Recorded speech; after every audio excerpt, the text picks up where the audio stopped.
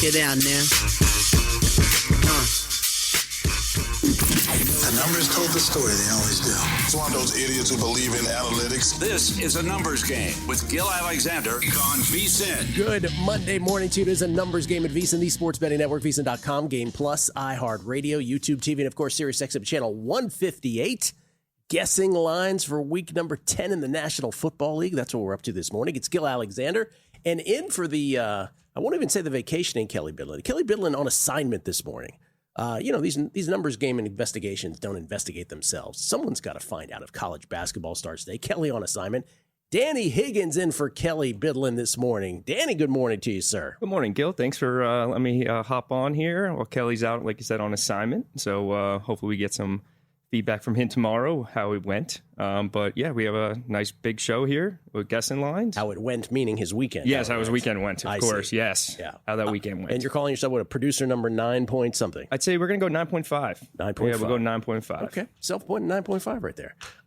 Here's what we're doing. We're doing guessing lines for week 10. Again, last week on guessing lines, it produced another 3-1 performance based on this exercise. The only thing terribly wrong was the Indianapolis Colts. Everything else, the instincts worked. And again, the point of the exercise is to, again, I'm in a cocoon. I don't know what the lines are. I guess them. And within that exercise, we recap all of the weekend's games as well. Within that exercise, we try to extract value. And so far, so good here on a nice little stretch anyway of a few weeks in a row where it has gone very well. Again, season started out with an 0-5 in millions. That did not precede with a guessing line. So it's sort of a bad place to start. But since then, really mostly good. A little later on, we will talk because we must. I haven't had a chance to chime in on the World Series. I will chime in on that a little later on. Adam Burke will join us. As far as Circa Survivor, we always start, Danny, with Circa Survivor. Danny's put together the update here. These are the last, well, I shouldn't say last. These are the only 6 years of the history of Circa Survivor, now through 9 weeks, with the exception of one game. But I think there's 8 plays on the Cowboys tonight. 8 entries are on the Cowboys in Circa Survivor Classic. But with the one game shy update anyway, here's where we stand. Another 200 plus out yesterday. Most of those on the Packers. Most of those, almost all of them on the Packers. A few on the Lions as well. And I think there was one stray, but really most of them on the Packers and their loss to the Panthers. Now we are down to 1,777 entries left out of the initial 18,718. Doing the math on that, 90.51% eliminated through 9 weeks minus one game. And if you look historical at the historicals of the 6 years of this great contest, that's still, third most carnage through 9 weeks, if you will. Nothing will top last year. 3 years ago also, simply ridiculous. The 1,777 entries that remain, though, still represent more entries than began the very first season of Circa Survivor. So that's where we stand. The intrinsic value of each of these remaining entries, each of the remaining 1,777 is $10,533.48. That's where they stand. And I think Grandissimo lost an entry as well, if I'm not mistaken. Yes, Grandissimo. 8 were on the Rams, 3 were on the Chargers, and 2 were on the Packers. So Grandissimo's down to 11 now. 11 in the $100,000 entry fee Grandissimo. And I think a lot of people probably thought, wait, the Packers were the second biggest favorite on the board besides the Rams. I thought it would have been more eliminated. I'm thinking a lot of people got saved by the fact that they'd already used the Packers as well. So that muted those results as well. So anyway, 1,777 left in the regular or the classic Circa Survivor. To the guessing of the lines in week number 10. Hit it.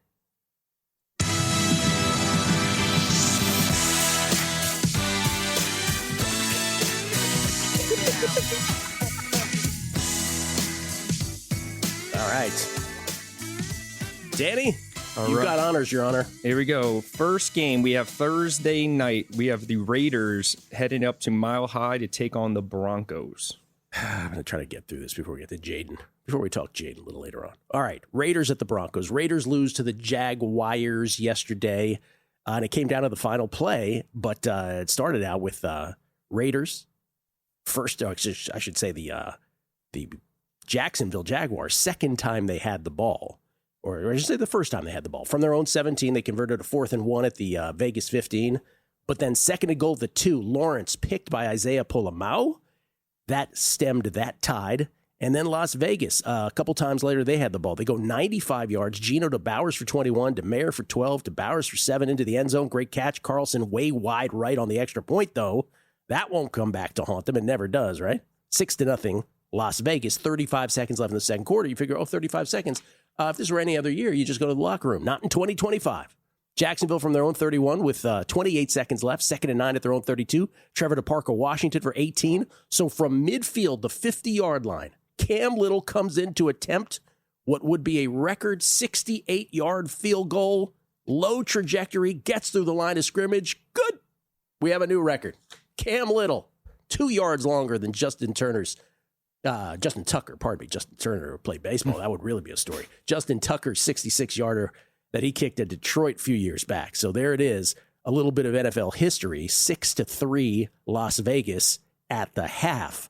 Third quarter, first time the Raiders have the ball, really second play of the half. Gino picked by Monteric Brown. It will get to 6-6 now. Jacksonville would tie it up. Las Vegas, after a Mostert 54-yard kickoff return, set up at the Jacksonville 43. They get to first and goal at the 1. This happened a lot yesterday around the league.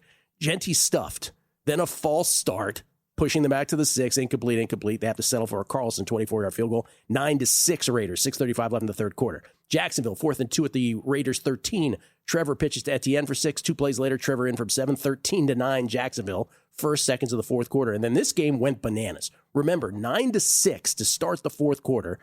Mere seconds into the fourth quarter, Jacksonville scores a touchdown.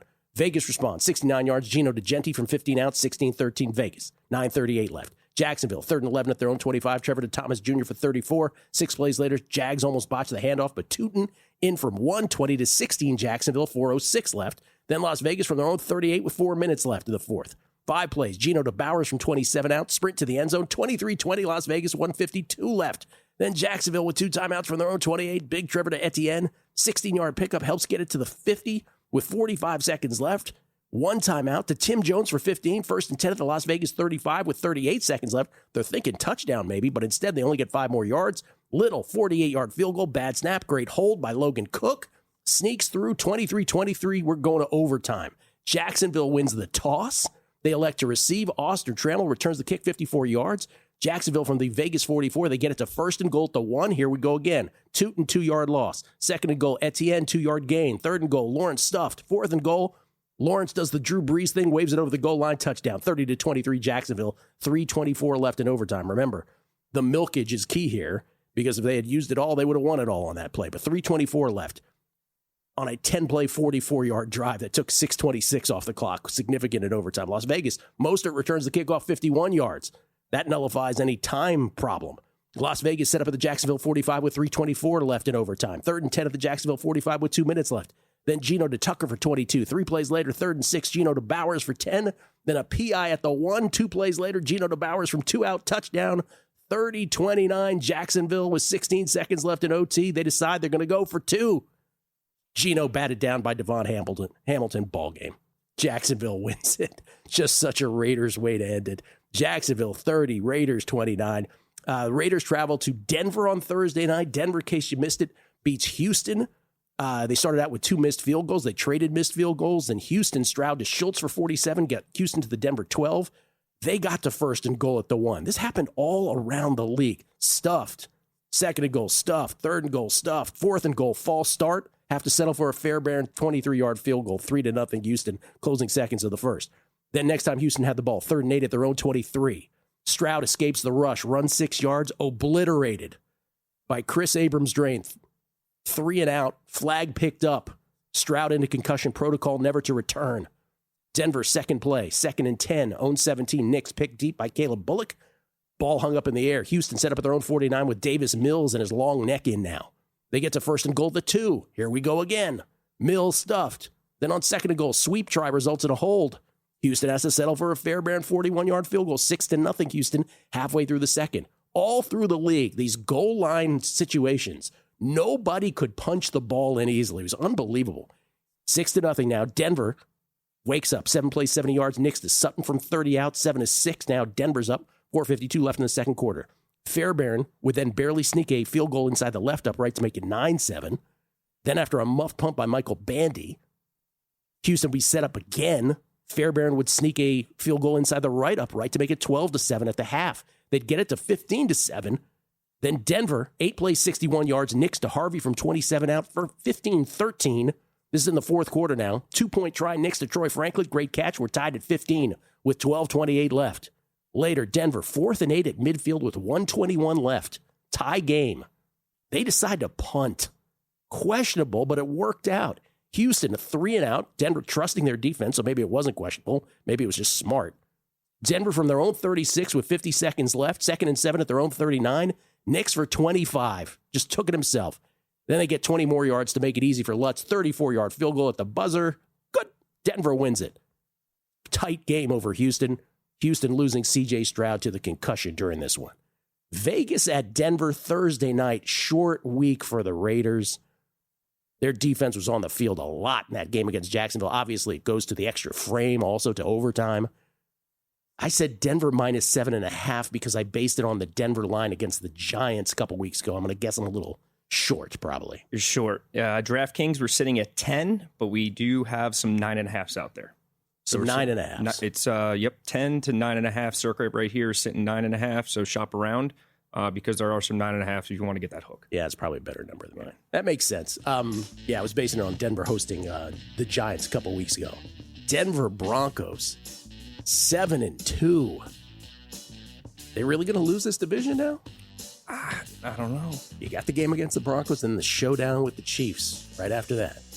We'll come back looking for value, guessing lines. Week 10 in the National Football League right here on a numbers game at VSiN, the Sports Betting Network.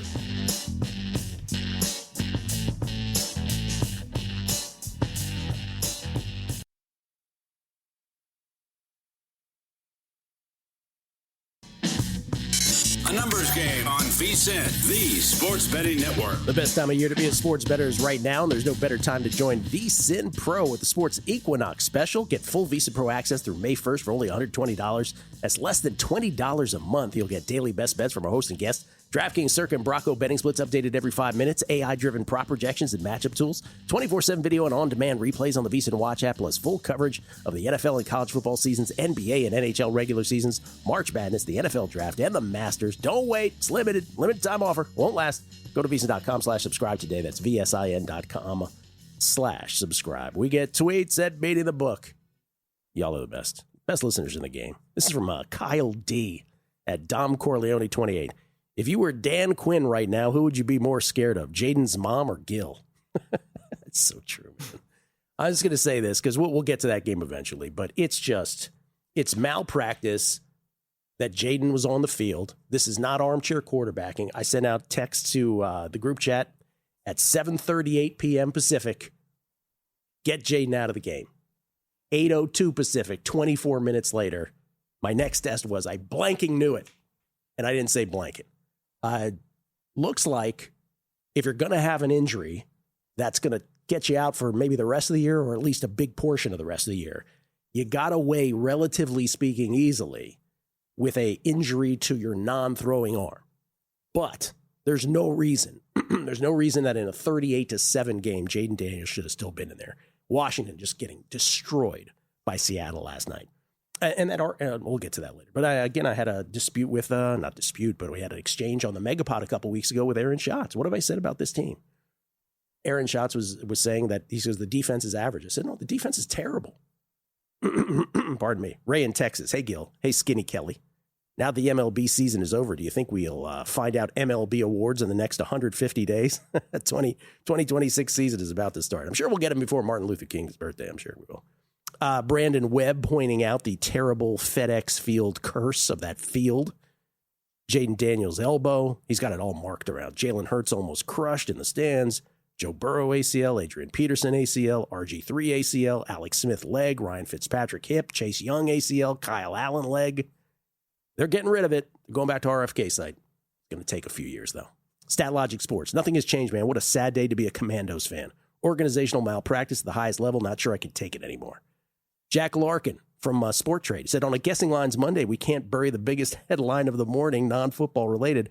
Oh, Danny, I don't know if you know this, but Danielle freaking Collins has is on the dating apps now. For those who really would like to date Danielle Collins, She warns on her the 31-year-old is ready to be a, quote, trad wife. And then she says, quote, this is a no short king zone. Oh, she sounds lovely. This is, let's see here. This is also via Twitter. Oh, we'll get to this, Joe C. We'll get to your Dodgers. It's coming up later. Judd O'Connor, no Kelly Day? Catch a bottle of the Vegas flu celebrating the century mark this weekend? Yes, he did. And Sly Bry, Eagles fan, he says, when quarterbacks like Allen or Herbert run the tush push, the TV guys yuck it up. Romo said laughingly that Allen scores with some help from his friends. When the Eagles run it, they show disgust and analyze the offensive line like the Zapruder film to find a penalty. By the way, Howie Roseman at it again for the Eagles. Miami trading Jalen Phillips, edge rusher Jalen Phillips to the Eagles in exchange for a 2026 third-round pick. The third trade the Eagles have made in the past week. They now have added Phillips, cornerback Jair Alexander, and cornerback Michael Carter. Howie Roseman with the bye week to do things. And he did. One more here for Bill Walsh. It's not the Bill Walsh, but another Bill Walsh. We need a numbers game investigation, trademark, in what percentage of the field the Packers have claimed in broad daylight. The upset losses to Cleveland and Carolina, along with the draw in Dallas, has to have a high attrition rate. Boy, oh boy, the Packers. Killing 200-plus Survivor entries in Circa Survivor. Let's do one more. Danny? All right, next. Going back overseas, but this time we're going to Berlin, Germany, where we got the Falcons taking on the Colts. Ooh, this is pretty interesting. Berlin, Germany. Yes. Or as the kids say, Berlin. Yes, they're playing in Olympic Stadium out there. Yeah, I don't do Germany. Sure, it's lovely. Atlanta at Indianapolis, quote unquote at Indianapolis, in their natural home of Berlin, Germany in this case. Atlanta does get the cover for those of us who had the Falcons. Was it a fortunate cover? I don't know. Maybe. Falcons dropped to 3-5. Nonetheless, they lose by a point to the Patriots. New England, first time they got the ball, Drake May doing his thing, 10 plays, 75 yards, made it DeMario Douglas from 16 outs, 7-0 halfway through the first. Atlanta, 2 possessions later from their own 47, 5 plays, 53 yards. Penix to Pitts for 22, to London for 16 to start, to Bijan for 12, to London from 1 out to end it. Tie ball game, closing seconds of the first quarter, 7 apiece.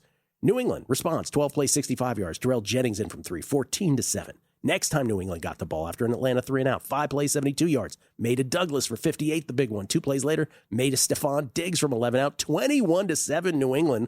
5:11 left in the second quarter, and you're like, oh, good God, is this a bad pick on Atlanta? Well, here's where it really kind of changed.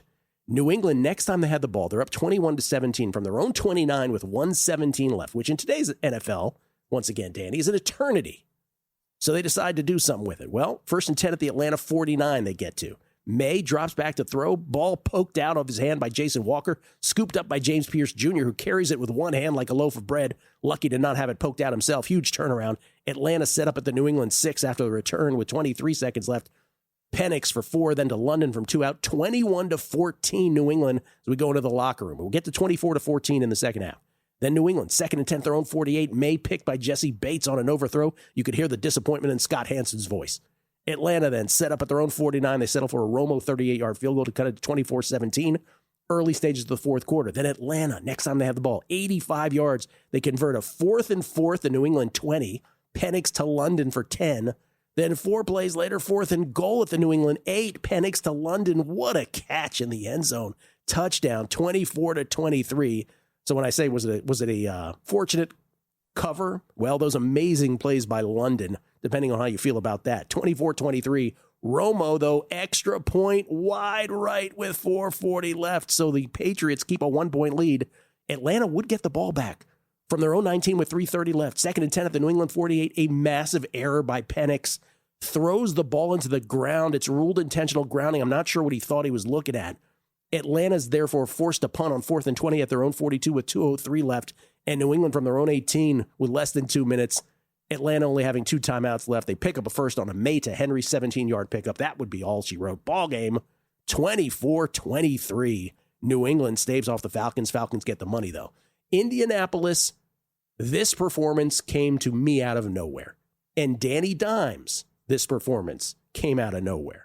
Indianapolis, first time they had the ball, 13 plays, 79 yards. Jones to Pierce for 36, the big play. 4 plays later, 4th and 1 at the Pittsburgh 7. JT for 2. 4 plays after that, 4th and goal to 1. Jones in, 7-0 Colts.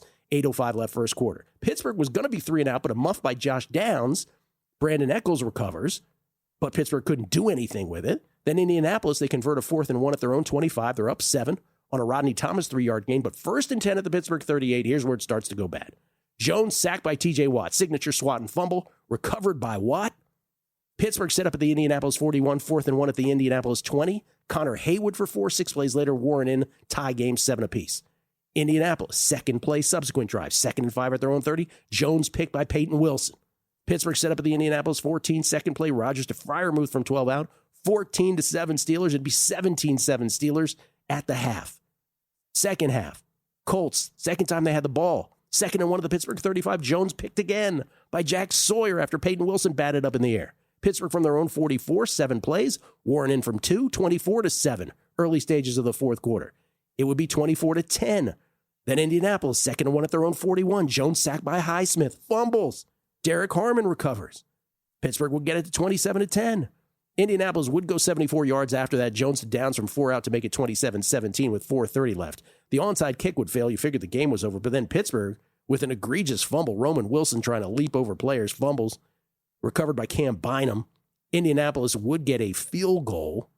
Oh, excuse me. No, that's not true. Indianapolis then from their own 24, Jones was picked again by Joey Porter Jr. Then Indianapolis would get the ball back again. They would get a Badgley field goal with mere seconds left. Onside kick fails. 27-20 Pittsburgh. The only thing you need to really know about this game, besides all that, is distilled into one stat. What do we say about basketball? If you knew the 3-point percentage, you could pretty much figure out who won the game if you had access to the box score beforehand. Turnovers. -5 the Colts were at turnovers. They committed 6 turnovers themselves.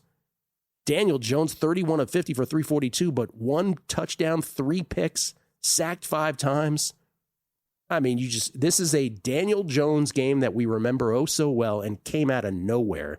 Good for the Steelers to get that win. That's the one guessing lines play from last week that went terribly awry. While Atlanta went well, Indianapolis went bad. This is in Berlin, Danny, so I'm going to say Indianapolis. It's not going to be too much more than this past week. Talking about Atlanta was Atlanta was 5.5. Too much of a dog, in my opinion, at New England. I will say it's similar here against the Colts. I'll say the Colts -6.5.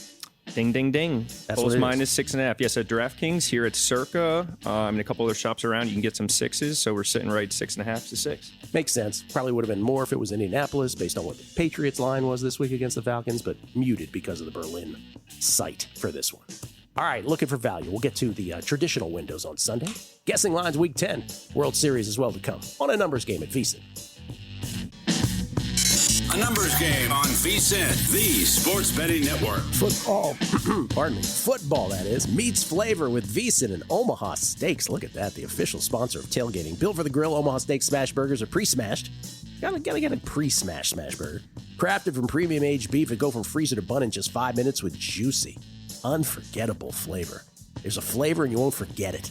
And as a VSiN exclusive, you'll get 16 free smash burgers with any order of $129 or more. 16 free smash burgers, plus 50% off site-wide at omahasteaks.com/VSiN. That's omahasteaks.com/VSIN. Minimum purchase may apply. See site for details, or for detail, however you want to say that. We get tweets of beating the book. Los Vegas 514 from the DMV said, yo, after watching the best World Series Game 7 ever, then going to visit your high school alma mater to watch the absolute worst scenario to ending a lost season for our team. What a weekend. Yeah, by the way, I didn't even mention, so the latest word on the gruesome left elbow injury is a elbow dislocation. Elbow dislocation, non-throwing arm for Jaden Daniels. So, there you go.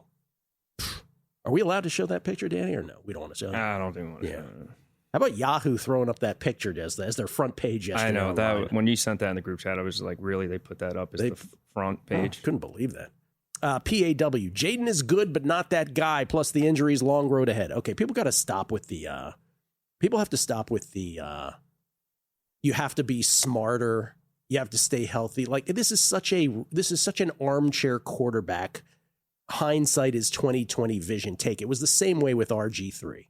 Right? Nobody ever said that about other running quarterbacks who managed by luck to not get hurt. Again, generational trauma for the Washington football team fans. That's the only issue. Ankit Kadakia, hope I'm pronouncing that correctly. I think the Texans' clock management at the end of the game was malpractice of another magnitude. Will be eagerly awaiting for the Dumbo of the week on the Megapod. So many candidates. Danny, you were mentioning Zach Taylor. Yes. Challenge to play, ended up being a touchdown for the Bears. Challenge to play with DJ Moore as he was scoring, and challenged to see if it was going to be a touchback. Yeah. And then it got reversed into a touchdown because he crossed the goal line. So. Might have scored the next play anyway. I'd say Dan Quinn, just for leaving Jaden in. And for James NTU 89 got caught up Sunday morning, didn't split my entries like I wanted to. Green Bay killed me. Gonna play second chance survivors because I can't get enough. See, I never have the urge to play second chance survivors. Tronsky, whoa, did you say Daniel Collins is looking for a mate? You don't say. She has the grace of a baby giraffe and the mouth of a sailor. I was embarrassed for our country every time she stepped on the court. Good luck to the stereotypical hashtag ugly American in finding true love. I'm with you, Tronsky. I'm with you.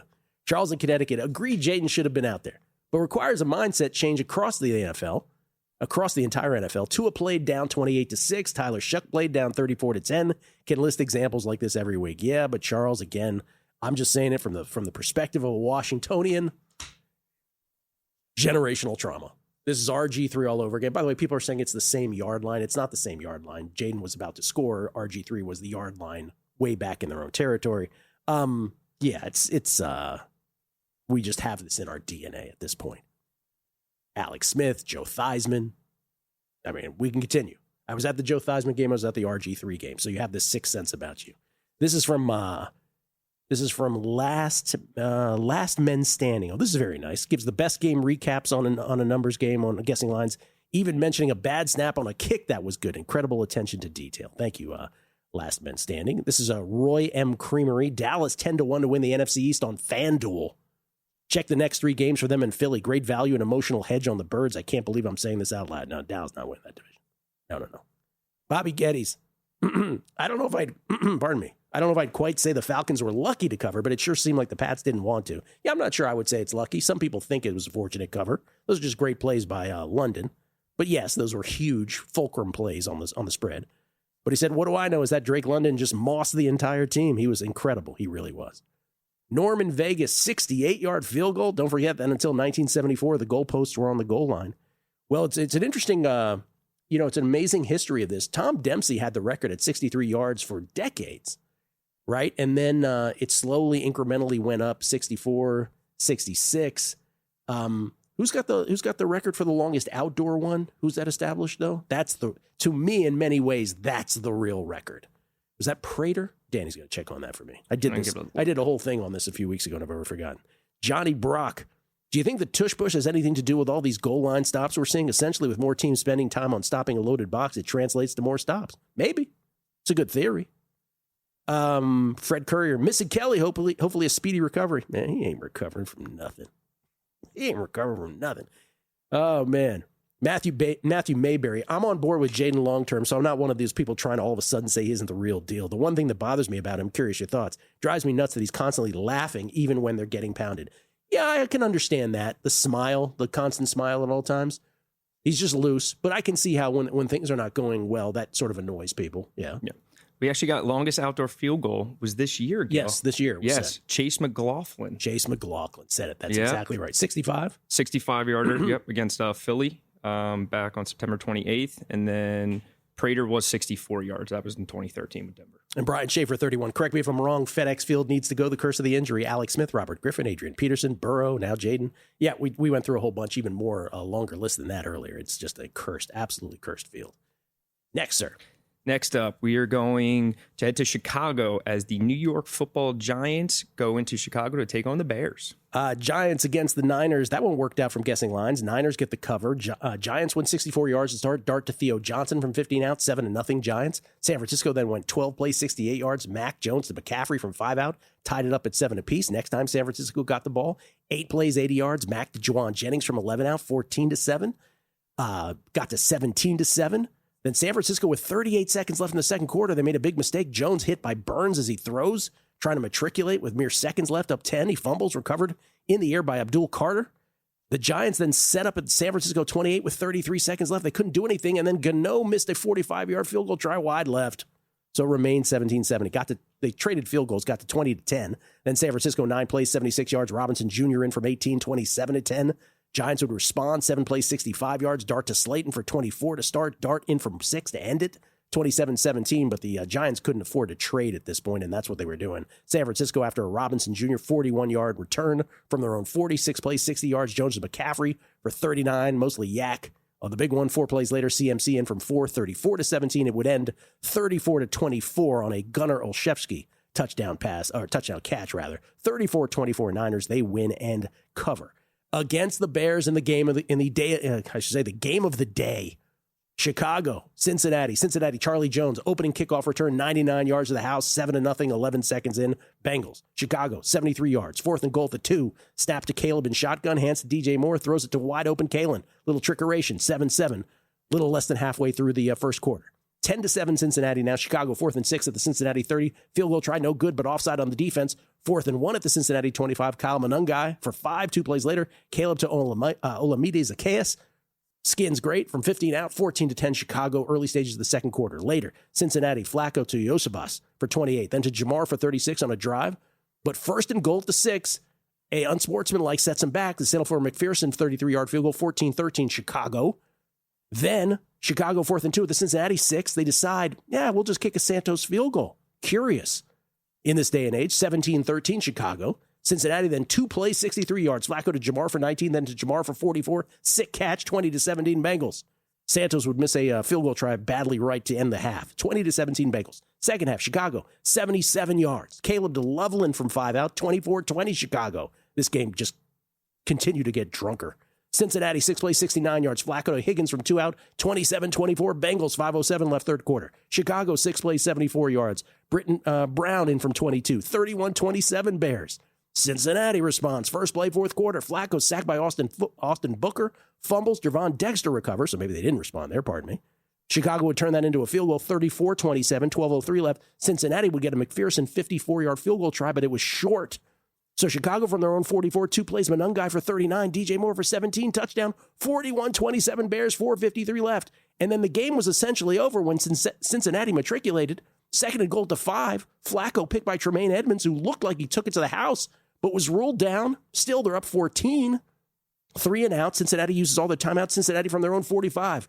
With 2:15 left. Flacco to Jamar for 11. 2 plays later to Yosebas for 19. Then to Fant from 23 out, 41-33. They go for 2, the analytics. 14-8-6. Flacco to Higgins, good. 41-35, 143 left. But Danny, they got to recover an onside kick. That never happens. Until it happened. Until it happened. Onside kick hits off Daniel Hardy's foot, recovered by Cincinnati. Mayhem.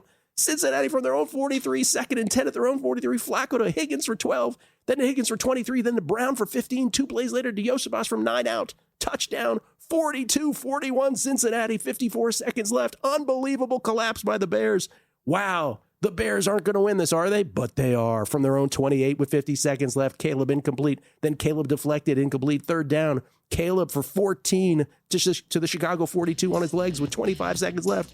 The Bears use their last time out. Caleb over the middle to Loveland, bounces off Jordan Battle, spins past Geno Stone. 58-yard touchdown, 47-42 Bears. That's how it would end. The Bengals couldn't do anything with it in a Hail Mary situation. Unbelievable.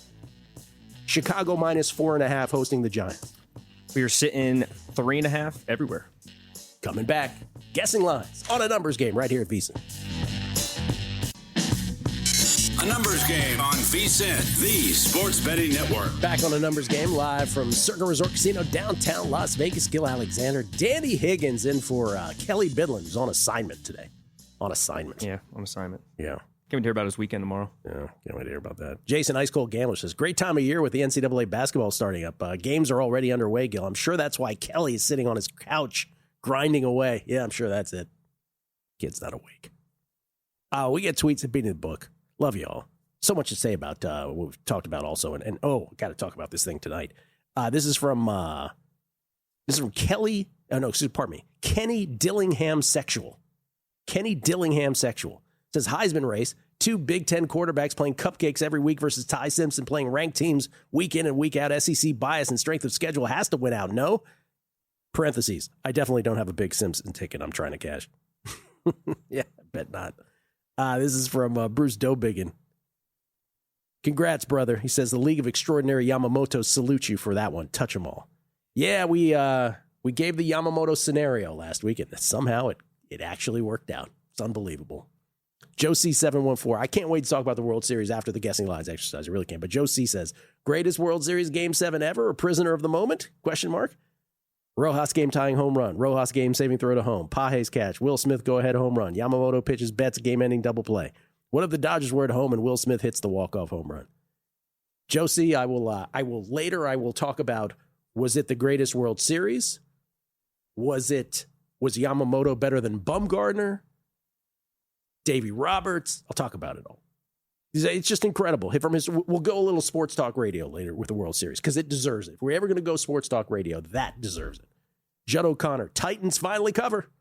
Only took them to score 6 points. 0 offensive touchdowns. I seriously don't know how anyone can bet on that team. Thank goodness we don't have to hear people making the case for the Titans on the Megapod this week or this year. Who was doing that? No names from last year. Okay, I just want to mention a couple things about, well, first of all, about the couple games we talked about, Dan. One, do people call you Dan, by the way?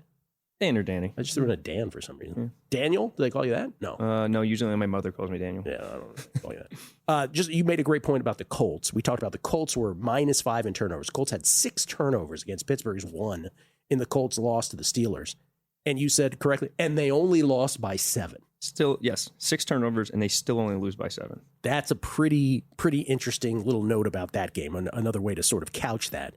And the other one is in defeat in this epic Bears-Bengals game, where the Bears just gacked the game, and then the miracle Caleb to Loveland touchdown pass with no timeouts left, with mere seconds left in the game that wins it, snatches victory from the jaws of defeat, from the jaws of victory, if you will, for the Bears. Not to be lost in that, Joe Flacco. Joe Flacco, let me get this right. Am I reading this correctly? Joe Flacco threw for 470 yards. Yes, that is correct. And this is, now if you take Joe Flacco's collective 4 games, do we have this on the screen here? Joe Flacco's collective 4 games. This is incredible. This is from Jeremy Fowler over at ESPN. Joe Flacco, 4 games as a Bengal starter. 111 of 150. That's a 74% completion rate. 1,241 yards. So averaging more than 300. 11 touchdowns and 1 pick. An all-time 4-game relief heater. And yet they lose to the Bears. I actually got another one here for you, Gill, from NFL Plus. 40-year-old quarterbacks to throw. He's thrown for the most yards now at 470. The other 2, Tom Brady, 447, and Brett Favre at 446. So now he has thrown for the most yards for a 40-plus-year-old quarterback. And the Browns traded him in division. In division. Which, again, Mike Tomlin, among those wondering how could they possibly have done that. The other thing I want to point out, on Monday Night Football tonight, of course, Cardinals at the Cowboys. This was a contest play for me. It was my 5th play, by the way, 3-1 in the contest, with the Colts being the only loser, the Broncos, the Niners, and the Falcons being the winners so far. The Cowboys, for me, are my 5th play. It's the only one I didn't actually put a bet in for of the 5. I might have one by tonight. Cowboys favored by 3, but the real story of this game, because we are you familiar with the YouTube TV ESPN dispute? Yes, because I have YouTube TV. I do too. So this, you hear about this stuff. First of all, if you have YouTube TV, it feels like this comes up with any number of networks, like every 3 weeks, yes. It feels like. It feels like a Ryan Clark apology. Like it comes up every 3 weeks. So, you start not to pay attention to them, but essentially, depending on which side you believe, right? ESPN saying that YouTube is trying to lowball them, YouTube saying ESPN's too expensive to carry, all this kind of stuff. But in the end, you wake up Sunday morning and you realize, well, God, all these games on ESPN or ABC, you're not going to be able to watch. And so I know there's alternate ways to do it. Please, people don't spare, you should have this. I don't care who's right. I'm mad at both of them. And wait till tonight when this game's not shown on YouTube TV between the Cardinals and the Cowboys. Yeah, I had this issue on Saturday for college football. Yeah, I mean, you couldn't watch Vandy, Texas. You couldn't watch any of the big games. Couldn't watch Vandy, Texas. Couldn't watch Miami, SMU, which was a great game, went to overtime. Yeah, I figured they would have got it fixed by then, but... So first of all, you only have like 13, 14 of these weekends a year. So these are precious. So you miss out on one of them with those games. But they missed Monday Night Football tonight? Oh, How many cancellations are they going to have? I'm already seeing a lot of people saying they're canceling and switching over, so we shall see. Hopefully they get something fixed. What do you think the percentages of people who say they're going to cancel who actually follow through and do? Oh, I say it's pretty low. I'd say 20%. Yeah, I'd say right around the 20. But wait till it happens tonight. Then you'll hear a whole new crowd go crazy tonight. Next up, all right. We're going to head back down to South Beach as the Buffalo Bills will head down there to the Miami Dolphins. Marquee game of the day yesterday, of course, Buffalo and Kansas City. And Buffalo, I got to say, man, glad I didn't bet this because I would have leaned Kansas City. Buffalo, first time they get the ball, 84 yards. Allen to Kincaid from 23 outs, 7-0. Buffalo, 7 minutes into the ball game. Next time they got the ball, 4th and 2 at the Kansas City 47, though. Allen incomplete, intended for Khalil Shakir. Kansas City from their own 48. Mahomes to Rice for 19 to start. Rice in from 3 to end it. 7-7, first seconds of the second quarter. Kansas City would go up 10-7 on a Butker field goal, but then Buffalo, 5 plays, 70 yards. Allen to Kincaid for 47, the big chunk. Ty Johnson in from 3, 2 plays later, 14-10, billiards. 6:39 left in the second quarter. Kansas City then 4th and 3 at the Buffalo 39. Mahomes incomplete, intended for Rice. Buffalo, 7 plays, 60 yards. Allen and Knox for 30 leads to Allen in from 1, 2 plays later. 21-10 Bills. 1:33 left in the second quarter. And then Kansas City from their own 33 with 1:26 left in the second quarter. Here's where it was, Danny. 2nd and 4th, their own 39. Oh, pardon me. This wasn't where it was. Mahomes to Kelsey for 20. Next play to Hollywood Brown for 40. But 1st and goal at the 1. Here we go again, y'all. This is the Kansas City Chiefs doing this. 1st and goal at the 1. Hunt stuffed. 2nd and goal, Mahomes incomplete. 3rd and goal, Mahomes incomplete. They settle for a Butker 19-yard field goal to make it 21-13 going into the locker room. It was happening all over the league. 1st and goal at the 1. No one could get it in easily. Multiple games. And this probably, just like anything else in the game, was part of what cost the Chiefs the game. Third quarter, Kansas City, second time they get the ball. They punt it. When a drive was killed, when Mahomes was called for intentional grounding, even though the ball was tipped. We can't review that. Replay assist can't come in and correct that. And I know nobody's going to have any sympathy for Patrick Mahomes because he usually gets all the benefit.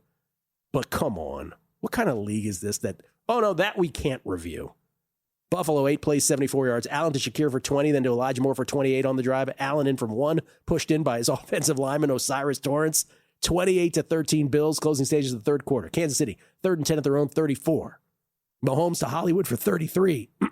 Pardon me. Then 4th and 17 at the Buffalo 40. Mahomes to Rice for 29 to the 11. Then 4th and 1 at the 2. Hunt into the end zone with ease. 28-19 to Kelsey for 2. It's 28-21. All of a sudden, one-score game with 11:32 left in the fourth quarter. Kansas City, the next time they had the ball, down 7 from their own 13. 3rd and 10 at their own 24. Mahomes picked deep by Maxwell Hairston. Buffalo from their own 33 with 4:18 left. They matriculate. They elect to try a Prater 52-yard field goal. That doinks off the right upright. So Kansas City down 7 takes over at their own 42 with 22 seconds left. Mahomes immediately to Worthy for 18 to the Buffalo 40. 2 plays later into the end zone, incomplete. 3 seconds left. This time he had to go off his back foot. Couldn't get it to the end zone, incomplete anyway. And the Bills hold on with a touchdown win over the Kansas City Chiefs. They'll be at Miami. We already talked about Miami on Friday. Miami gets beaten by the Ravens in a game where, remember, the Ravens got it inside the Miami 25-yard line 4 times. They scored 28 points. Miami got it inside the Ravens 25-yard line 4 times, and they scored 3 points. Buffalo at Miami. I said Buffalo minus 7.5.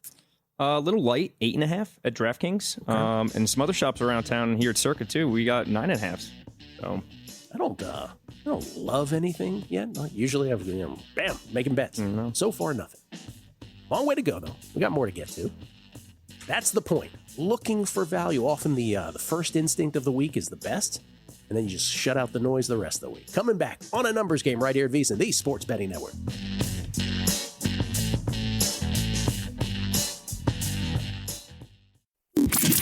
Numbers told the story, they always do. It's one of those idiots who believe in analytics. This is a numbers game with Gill Alexander on VSiN. Hour number 2 of a numbers game at VSiN, the Sports Betting Network, VSiN.com, Game Plus, iHeartRadio, YouTube TV, and of course, Sirius XM Channel 158. Note that I include YouTube TV in that rundown. Yes. So the reason, of course, not to cancel YouTube TV, despite the football atrocities of not showing these games, is to keep us, of course, for those who take us in that way. Many ways to take us in, but that's one of them, prominent way. Guessing lines for week number 10, that's Danny Higgins, everybody, in for Kelly Bidlin, who's on assignment, we like to say in the news business, even though we're not in the news business. We'll talk World Series a little later on. Adam Burke will join us as well with his thoughts, baseball and football. We get tweets of beating the book. Blue Hen Bill, a big thank you for the Preakness pick of Forever Young. Yes, rarely ever bet the horses. I'm 0 for my lifetime, but lots of Forever Young love got me to play. My wife and I finally felt the rush of winning a horse race. Many thanks. Yeah, we had Peter Fornatale had Forever Young. Yes. Peter Fornatale had not only Forever Young, but he also had, what was the other horse that he had? Oh, he also had Ben Tornado in one of the previous races. So he had a couple winners for us. And I want to say we also had Forever Young from our other guest who was on from the Daily Racing Forum this past week. Also had David Aragona. David Aragona also had Forever Young as well. So both of them did.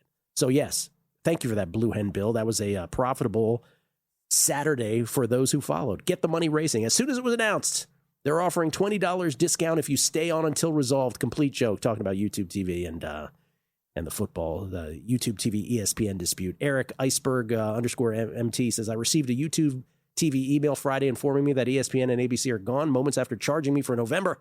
I canceled my subscription immediately. Hopefully I can find another provider with those stations and VSiN. Mike Barton, I won't cancel YouTube TV because it delivers my VSiN fix. There you go. And Win One for Drew. Win One for Drew pointed out that this was during the Ravens-Dolphins game on Thursday night. He actually tweeted out, he said, why is Lamar still in the game late fourth quarter and throwing the football up 28-6? Why risk your franchise quarterback to pad stats? And he chimes in this morning. He says, no reason to have your franchise quarterback in the game late when you can't win. I hate to see that happen to Daniels, but I said the exact same thing Thursday night during the Ravens-Dolphins game. Yes, you did. Rick Roll, 515. I had the Bengals +3 as the last leg of a +951 parlay. Saw them coming back, about to lose by 2, 41-44 after a Bears field goal. Well, that's not exactly the score. Saw the book had 2-1 on the money line to win, so I hedged with that with hopes to win both. The Bears touchdown instead of field goal made me lose the +951, but I got the 2-1. Little scrambling for that game. What a absolutely drunk game that was at the end. Unbelievable game. Kevin Rohr saying me reviewing the Bears-Bengals game, and he has a picture of Todd and Todd's purple face. The animation. Todd purple guy. That's pretty much how it was. All right, speaking of that, let's look for some value. What do we got next? All right, next we have the Baltimore Ravens headed to the Minnesota Vikings. Baltimore Ravens, speaking of the Ravens, heading to the Minnesota Vikings. So Baltimore, as we mentioned on Thursday night, they beat the Dolphins. They do so 28-6. Mentioned the stuff about the trips inside the 25-yard line. They were also +3 in turnovers that night, were the Ravens. Minnesota, I think this might have been the most surprising outcome of the week. I mean, a lot of people might have felt Pittsburgh beating Indianapolis, and Green Bay, obviously the biggest spread to go down, so maybe that's the answer. But this shocked a lot of folks, including myself. Not that I had a bet on this. Minnesota not only covers the 9.5, where it closed, but they also win it outright at Detroit. Game started Detroit, 4th and 4 at the Minnesota 40. Goff to Laporta, who fought his way into the end zone, 7-0 Detroit, 12:37 left first quarter. Minnesota responds. 5 plays, 36 yards, set up at the Detroit 36 after Miles Price's 61-yard kickoff return. McCarthy to Jefferson from 10 out, 7-7. 10-17 left first quarter. We're still not even 5 minutes in. After Detroit 3 and out, that Minnesota defense was all over the place last night. Minnesota, 7 plays, 64 yards. McCarthy to Addison for 31, the big one. Next play, McCarthy to Hawkinson from 7 out, 14-7 Vikings. 4:08 left first quarter. Detroit, a couple times later with the ball, though, they'd respond. 9 plays, 65 yards, 4th and 1 at the Minnesota 2. Montgomery in for the score. We are tied at 14 apiece. 9:39 left second quarter. Get to 17-14 Minnesota into the half. Now, Detroit, second time they get the ball in the second half. 3rd and 13 at their own 6. Montgomery for 11, tackled by Blake Cashman, fumbles. Harrison Smith recovers. Minnesota set up at the Detroit 35, 5 plays. McCarthy in from 9, and Minnesota leads by 10 now. 24-14, 6:04 left in the third quarter. It'd be cut to 24-17. Then Detroit now, fourth quarter, from their own 40 after an unsportsmanlike conduct penalty. They convert 4th and 2 at the Minnesota 41. Goff to Laporta for 17, but eventually Goff is sacked for the 5th time. They settle for a Bates 45-yard field goal try down 7, blocked. Scooped by Isaiah Rodgers. How many times have we mentioned Isaiah Rodgers during guessing lines this year? 41 yards later, Minnesota set up at the Detroit 26. But here we go again, Danny. 1st and goal at the 1. Mason stuffed. 2nd and goal at the 2, incomplete. 3rd and goal, McCarthy sacked by Akadin Muhammad. They have to settle for a Will Riker 20-yard field goal, 27-17. 3:31 left. It was a league-wide epidemic yesterday of 1st and goals at the 1 being impossible. Detroit then 5 plays, 69 yards. Goff to Jameson from 37 out. What an effort by Jameson. 27-24 Vikings with 1:55 left, and Detroit had all 3 of their timeouts. And it came down to this one play. 3rd and 5, own 28, McCarthy to Naylor for 16. What a play. Game-winning catch, and what a catch it was. Ball game. Minnesota preserves the upset. J.J. McCarthy, 14 completed forward passes for 25 out of 25 attempts for 143 yards, but that got the job done because the Minnesota defense was all over it. This is Baltimore at Minnesota. This is interesting. Baltimore still didn't look all that good to me Thursday night, and Minnesota to me looked really good. I'll say Baltimore, but less than a field goal. I'll say Baltimore minus 2.5. Actually, a little light. It's Baltimore minus 3.5 at Right. DraftKings. I am running to bet that right now. That's the first play of the day. Yeah, we're consensus 3.5 across the board. I am taking the Vikings plus 3.5. That is your first guessing lines play of the day. Where is that? I'm betting that right now if I can find the. Yeah, I was very intrigued by that too, especially with the way Minnesota looked and then being at home. I just got plus 4. Oh, plus 4 minus 110 on Minnesota. Oh, wow. Yeah. Yep. There you go. Vikings plus 4. There it is. In a far away location, Danny. Okay, but not an obscure one. All right, so that's the first one. I do not understand that line. Baltimore to me, I do not. I think Minnesota's live to sprinkle on the money line there too. Yeah, that worries me. As you know, I'm a Ravens fan, Yeah. but I did not think they didn't look that great, especially Lamar. I still don't think he's 100%. So we'll see how it goes, and they got to go on the road again. They got 3 road games in a row. Hopefully they can stay healthy. See if they can go out and get a pass rusher by Tuesday. Hopefully, because that's where one area they do need help with. Did you see Max Crosby? This is sort of an aside. Did you see Max Crosby's very cryptic tweet yesterday? Oh, no, I didn't. It says, Raiders fans, you deserve better. Stay as one. And then in his little emojis, he put the Eagles emoji in. Oh. And I was like, oh, no. Oh, no. But anyway, but the Eagles went and got Jalen Phillips, so maybe that's Yes. maybe that's not a thing. So maybe there's your guy. Who knows? I say one other guy to look out for possibly is Bradley Chubb. The Dolphins are going to start shipping some guys out. I think the Dolphins have already started. Yes. And they will continue. Yeah. Okay, so that's my first play. Not the sprinkle official, but the Minnesota plus 4 is absolutely a play. Let's try to knock out a couple more here. All right, here we go. We're going to go. The Cleveland Browns are going to head to the New York Jets. Early window still. Oh, What yeah. a ball game. Got a barn burner on our hands here, deal. 2-6 Browns, 1-7 Jets. This has implications for a worst record bets and bettors. I have mine on the Dolphins, so this has implications. Who would I like to win this? If I have a Dolphins ticket for fewest wins, I probably want the Jets to win. I take this. you want the Jets. Yeah, because they're one of these one-win teams. Cleveland idle, Jets idle. I don't know. Jets minus 1.5. Yeah, ding, ding, ding. Jets minus 1.5. We got a few difference. 2s out there, but mainly 1.5 across most of the books. I have no further items to add on this. Next. All right, next up, we are going to Tampa Bay as the New England Patriots are going to go down to take on the Tampa Bay Buccaneers. Okay, so What a game. Tampa Bay had extra rest and they needed it because they have a lot of injuries. But it's the 7-2 Patriots and the 6-2 Buccaneers. No team in the NFL now has fewer than 2 losses. That's it. And all the 1-loss teams are gone now as well. Drake May yesterday in the Patriots 1-point victory over the Falcons, 19 of 29 for 259. 2 touchdowns, 1 pick, 1 fumble, which is a costly one. He was sacked 6 times. Demario Douglas was his bigger receiver for 100 and touchdown. And the Patriots overcame the -2 in turnovers to win that game, helped along by the Parker Romo missed extra point. And I hope people heard my Drake May analytics dissertation last week. I was giving Drake May all kinds of analytics praise. No, you guys didn't hear that? Yeah, you did. So I don't want people going after me saying I hate Drake May. I don't hate Drake May. I think he's very good. I just think people need to slow their roll. I think Tampa Bay's a favorite here. I'm not going to say the full 3. I'll say 2.5. Right on par. We got 2.5 DraftKings and 2.5 across the rest of the books.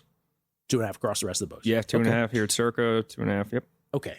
Back to you being a Ravens fan, though. You agree with the take on the Vikings, though? Yes, You're not offended. I know I'm not, especially getting 4. I actually don't mind that play at all, to be honest. Yeah. Because I still think their defense, even though Miami moved the ball up and down the field on them, they finished with some field goals, and then they missed that one really short field goal.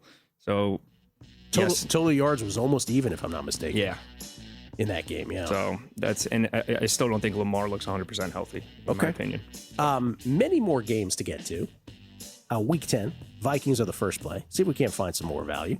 Got a full afternoon window, full prime time to get to, and the World Series, putting it in historical context every which way. It's a numbers game at VSiN, the Sports Betting Network.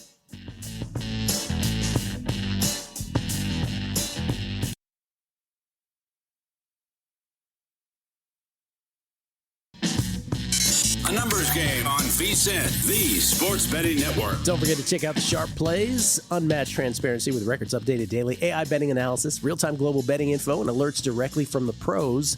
Check them out at sharpplays.com. Gill Alexander, Danny Higgins in for Kelly Bidlin. Kelly will be back tomorrow, as far as we know. Kelly will be back tomorrow. Yes. We get tweets at Beating the Book. Y'all are the best. Jack Olaquire. Gill, the end of the Bears-Bengals game would have been very less, he says, climactic, if the ticky-tack down by contact call had not been made on the Flacco pick 6 late in the game. Down by contact, wasn't touched when he was on the ground. I mentioned that during the recap, Jack, that it was Bears were up 14 and it looked like they were going up 21 at that point, and it was all Katie bar the door. And then we find out he was down by contact, and then the rest of the hilarity ensued. You're right. Yeah, had that not been called, we get none of the rest of that. Kevin Ryan. Sadly, I had to bite the bullet and pony up $29.99 for the ESPN, Hulu, and Disney package. I'm lucky to still be married, he said. Bob C-137. Survivor really puts fandom into perspective. I'm a lifelong Packers fan who has avoided them as Survivor so far. With all these entries on them when they've lost, I've loved their losses. It's not even hard to reconcile in my head, but now stop losing. It's amazing with Survivor. The year, what was it, 2 years ago, where Washington went in and beat Cincinnati on a Thursday night. Jaden was just sick. Terry McLaurin made amazing catches, and they beat Joe Burrow and the Bengals. It was week 3, I think, 2 years ago. Yes. It was total carnage. I was part of that. It's total conflict because you're like, oh, yes, oh, my Survivor. You're right. Like you cannot reconcile the two. Survivor's that powerful. Bet in the woods. So no NFL team can figure out how to gain a yard, but the Eagles have. The league solution can't be to ban the tush push. I'm a Seahawks fan. Barner tight end tush push seemed to work just fine last night.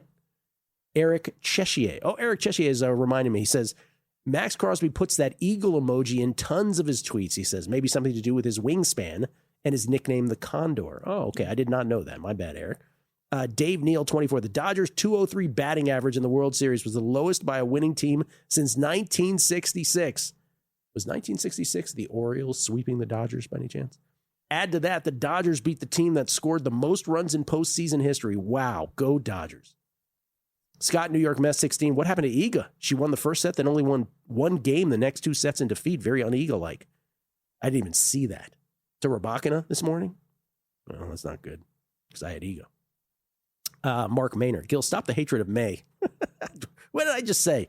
Learn to love him the same way Jim Nantz loves Josh Allen. No, I'm not doing that. And a sense of peacefulness will enter your life.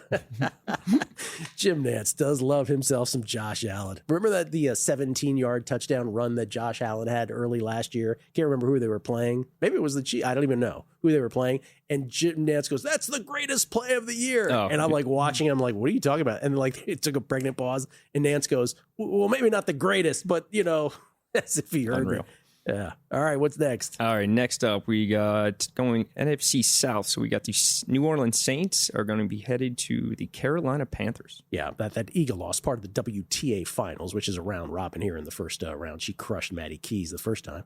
Who's this now? New Orleans? We got New Orleans going to Carolina. The 1-8 Saints, and somehow, this might be the most shocking record through 9 weeks.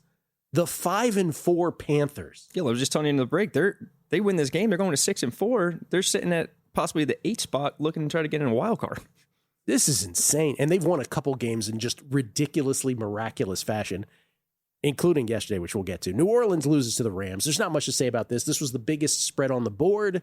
Most people had the Rams in Survivor. Easy peasy, beautiful cover girl. What was that? Easy breezy, beautiful cover girl. What was that? Rams first time they had the ball, 12 plays, 88 yards. Stafford to Higbee from 1 out. A Higbee sighting, 7-0 Rams. A couple times later, they went 62 yards. Stafford to Devontae swing from 3 out, 13-0. Cardi missed the extra point. It would get to 13-3. Then the Rams went 3 plays, 65 yards. Stafford to Puka from 39 out, 20-3. New Orleans would get a drive, though, after Cardi missed a 39-yard try way right to avoid a would-be block. That was weird. He sensed the guy coming in the block and he just kicked it kicked it diagonally into the stands.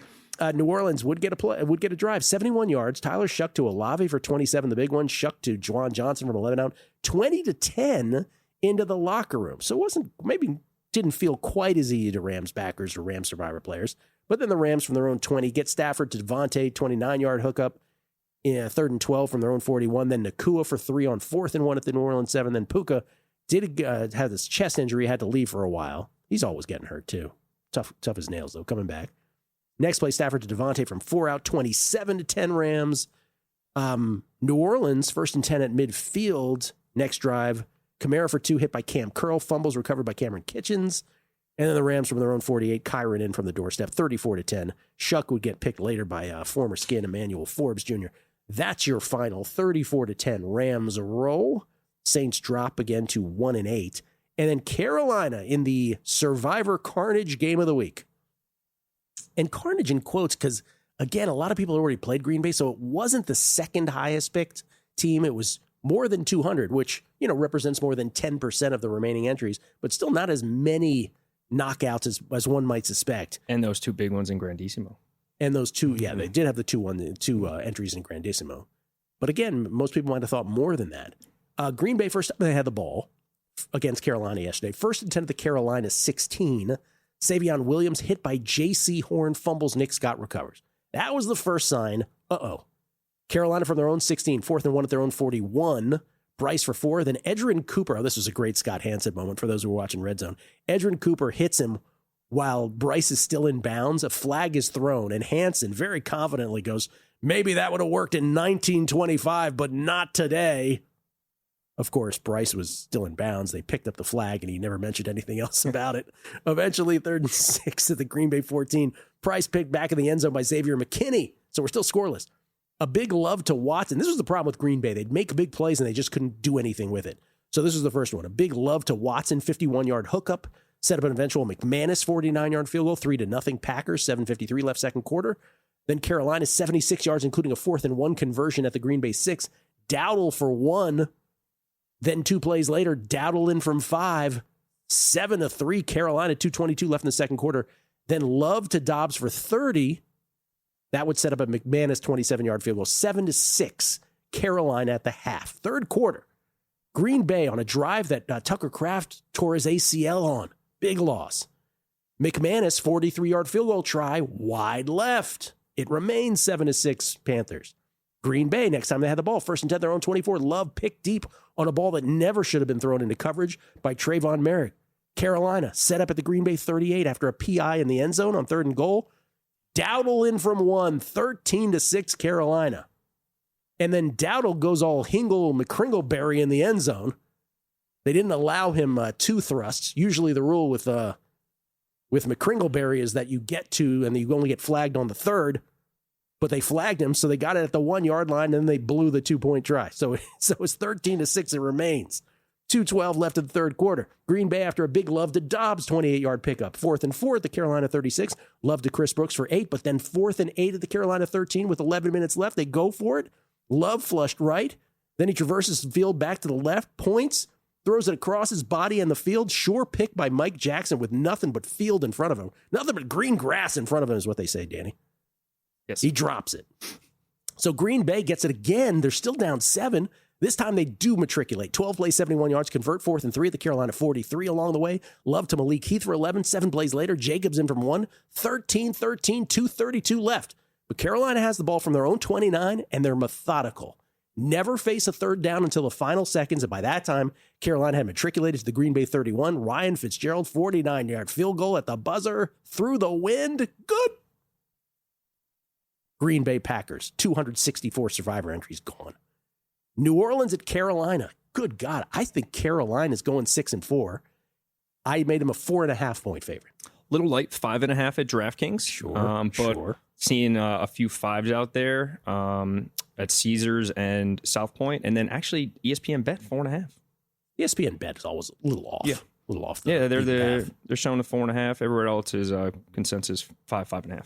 Try to squeeze in one more here. We still have an early window game? Yeah, we got one more early window game. We got the Jacksonville Jaguars headed down to the Houston Texans. So Jacksonville, as we mentioned, beats the Raiders by a point when the Raiders go for 2 at the end and fail in overtime, it should be mentioned. Trevor was 23 of 34 for 220. 9 carries for 24 yards, 2 touchdowns. Jacksonville, by the way, dominated the time of possession in that game, 42-57 to 26-47. That, again, that Raiders defense, keep that in mind for Thursday night, was on the field a long time. And they were on the field for 77 plays. And Houston, as we mentioned, lose to the Broncos. They lose Stroud to concussion protocol. He was 6 of 10 for 79. Davis Mills came in 17 of 30 for 137. So despite Houston being +2 in turnovers, they lose that game. So we're going to have to keep an eye on Stroud. Assuming Stroud can go, I'm going to say Houston -2.5. Actually, Houston -1.5. Okay. So in Houston -1.5, consensus 1.5s are out there. Who knows? Concussion protocol is always a thing you can never predict. You have no idea. Yeah, you don't know how they're going to react. And does it matter if it's Mills or Stroud? I mean, the offense stinks. Yeah, their offense is not good. We'll come back late window next on a numbers game right here at VSiN, the Sports Betting Network. A numbers game on VSiN, the Sports Betting Network. For the first time, Profit X is offering a first-time purchase promo. Get up to 20% back in profit cash. Alongside their new RFQ, request for quote parlays, same game parlays, and lower 1% commission. Profit X delivers transparent market-based pricing, no hidden markup. Available in 40 states and in beta with early access for VSiN listeners. Use code VSiN to get started. Terms apply. Must be 21 and over. I was using it in California this weekend, Danny. Profit X. It's such a great betting experience.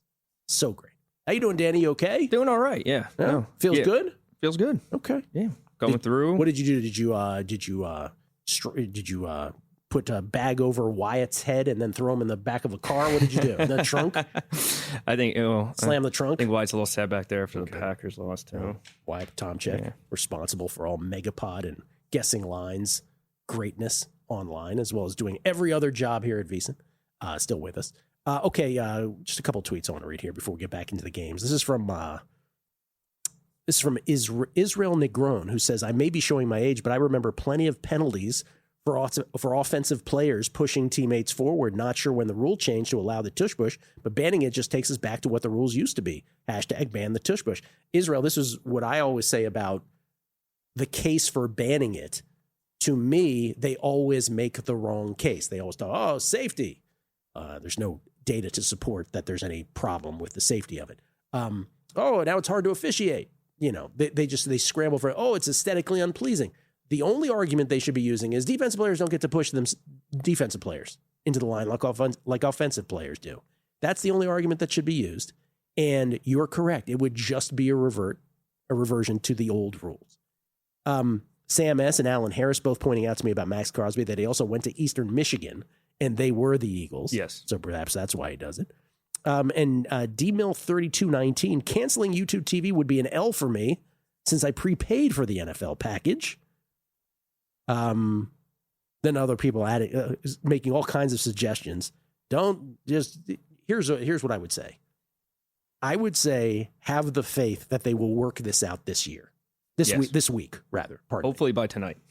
I don't know if they'll work it out by tonight, but they got to work it out by this week. At least by next weekend. If they don't work it out by next weekend, then I get your point of canceling. NFL meme saying Jaden Daniels and RG3's injuries occurred in the same stadium. Yes, on the exact same yard line. It didn't occur on the same. People keep saying it's on the same yard line. It's not on the. It is against the same team, and it did occur both on second down. But Jaden Daniels was in plus territory. RG3, they were always all the way backed up. So people were saying it was the same yard line. It wasn't the same yard line. Still doesn't miss the point that tons of injuries, as we went through earlier, have happened on this field. That field was cursed from day one. The traffic is so bad getting into, at the time, was called Raljon. Jack Kent Cook's amalgamation of his two sons' names, Ralph and John. I've only been there once, Gill. Went to one. It's not a fun experience. Yeah, I went there, Dallas, and they Commanders, I'll call them, even though they weren't them back then. And then it did a double dip because I actually went up to the Ravens and Patriots. Oh, you for did Sunday one of those. night. Yeah, like a 1 o'clock, 8 o'clock kind of People thing. in the Bay do that with Niners and Raiders games when they time out like that as well. And all, by the way, and we'll get to the Skins game, but all on a night where Art Monk's jersey was being retired after all these years. Another Daniel Snyder wrong done correct. What an embarrassment last night for Washington. And truly injury added to insult then with a Jaden Daniels injury. What's next? All right, next we're going to start with the 4:05 early slate, and we're going to have the Arizona Cardinals headed up to Seattle to take on the Seahawks. Oh, okay. So we run right into the Skins game. So Arizona plays tonight, as you know, maybe not on YouTube TV, but they play at Dallas. Dallas now a 3 or 3.5 point favorite after being 2.5 all week. We are at what's the consensus? 3.5. Yeah, 3.5 consensus. Seattle, in case you missed this last night, maybe this was an opportunity for you to go to bed early on a Sunday night. Maybe you missed the Jaden injury, but the game started. Washington punted. Seattle goes 12 plays, 90 yards, and 8:07. Darnold to Torrey Horton from 4 out, 7-0 Seahawks. Washington would then go to 3rd and 17 to their own 45. Jaden picked by Ty Okada. Seattle from their own 40, 7 plays, 60 yards, 357. Darnold to Horton from 25 out, beating Sanderstill. 14-0 Seahawks, 8:52 left second quarter. Then Jalen Lane fumbles the ensuing kickoff, and that's when it became comical. Connor O'Toole recovers. First play, Darnold to Elijah Arroyo from 26 out, 21-0, 8:41 left. Washington 3 and out. Seattle 4 plays, 87 yards, and 210. Darnold to Cody White for 60 when Quan Martin, instead of tackling him, tries to knock him out of bounds and can't. 28-0 Seattle. Washington would get a cosmetic touchdown drive, 10 plays, 69 yards. Jaden in from 1, 28-7 with 53 seconds. But that was enough for Seattle to get a field goal. Myers from 41 out, 31-7 at the half. These are Sam Darnold's stats at halftime, Danny. You ready for this? 16 of 16 for 282, 4 touchdowns and no picks. Unbelievable. Is that good? That could be stats for a whole game. He did it all in one half. Not since Ryan Tannehill in 2015 had anybody had a first half of 4 touchdowns and no picks. JSN, by the way, Jackson Smith and Jigba, 7 catches for 119 in the first half, and Seattle outgained Washington 330 to 140 in the first half. I have watched hundreds upon hundreds upon hundreds of Washington football team football games in my life on earth. Over 1,000. I can't do the math right now. That might be the worst half of football I've ever seen them play, and they had some Norv Turner teams that were 3-13. That was awful. Yeah, that was bad. That was not a good display of football out there. And there's really nothing else to get to other than it ended up being 38-14. It got to 38-7 and then 38-14. But again, if you missed it, the biggest thing, 2nd and goal at the 2, Jaden sacked by Drake Thomas. His left arm plants and the elbow dislocates. Put in an air cast immediately. A Paul. Just like this is just exactly what happened when RG3 blew out his knee.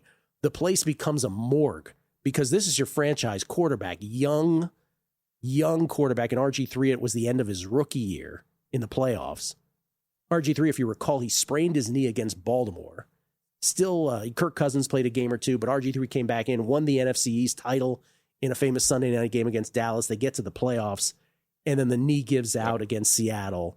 And he was never the same after that. His mechanics went to, it was just never, people who like to crap on RG3, it was the injury. You can't really know what would have happened otherwise. And here, thank God, this is not a leg injury for Jaden. This is the arm. And I'd say, thank God, it's also not his throwing arm. And it's not his throwing arm, right on top of that. Again, in case you missed it, Yahoo, what are we doing? Putting up the picture as your front page thing yesterday on the app. What was that? That was ugly. But by the way, Rodriguez scored the next play for Washington to make it 38-14. No one cared. Seattle is the main story here beyond Jaden, which is, and I said, by the way, about Washington, I said even a month ago, it feels like a lost season for Washington.